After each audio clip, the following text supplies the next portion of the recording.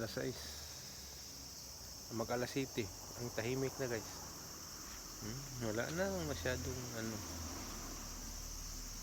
tao.